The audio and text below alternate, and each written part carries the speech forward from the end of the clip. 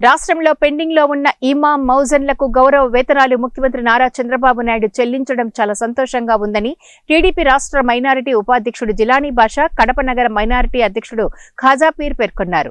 ఈ సందర్భంగా కడప నగరంలోని మోచంపేటలో ఏర్పాటు చేసిన మీడియా సమావేశంలో వారు మాట్లాడుతూ రాష్ట్రంలో మైనారిటీలకు పెద్దపీట వేసిన ఘనత ఒక్క టీడీపీ ప్రభుత్వానికే దక్కిందని అన్నారు.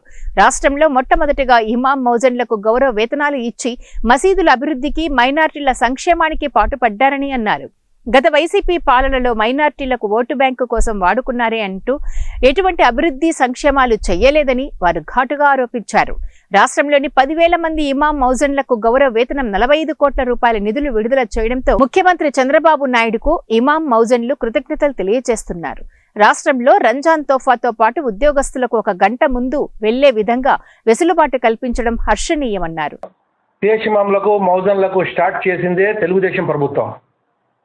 2016లో తెలుగుదేశం ప్రభుత్వము చంద్రబాబు నాయుడు గారు ఈ యొక్క మసీదులకు ఏదో రకమైన హానరేమో ఇమాంలకు మౌజన్లకు ఇవ్వాలి. అదే రకంగా మసీదులకు చున్నం కొట్టడానికి కూడా ఆ రోజు నుంచి మరి ఎన్నో సంవత్సరాలు జరిగింది. మళ్ళీ వైఎస్ఆర్ ప్రభుత్వం వచ్చినప్పటి నుంచి ఈ పనులు చాలా కుంటుపడినాయి.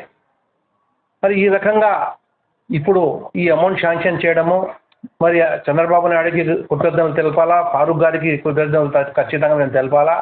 వెంటనే వచ్చిన డబ్బులను వాళ్ళ మౌజన్లకు, ఇమాంలకు, మౌజన్లకు ఇది అందియాలని కమిటీలకు మేము తెలియజేస్తున్నాము. ఈరోజు రాష్ట్రంలో మరి మీకు తెలిసిన విషయమే ఏ రకంగా ఇబ్బందులు ఉన్నాయో ఆ ఇబ్బందులను అతిక్రమించి ఈ యొక్క అమౌంట్ శాంక్షన్ చేసినందుకు ప్రత్యేకంగా మేము ధన్యవాదాలు తెలుపుకుంటున్నాము.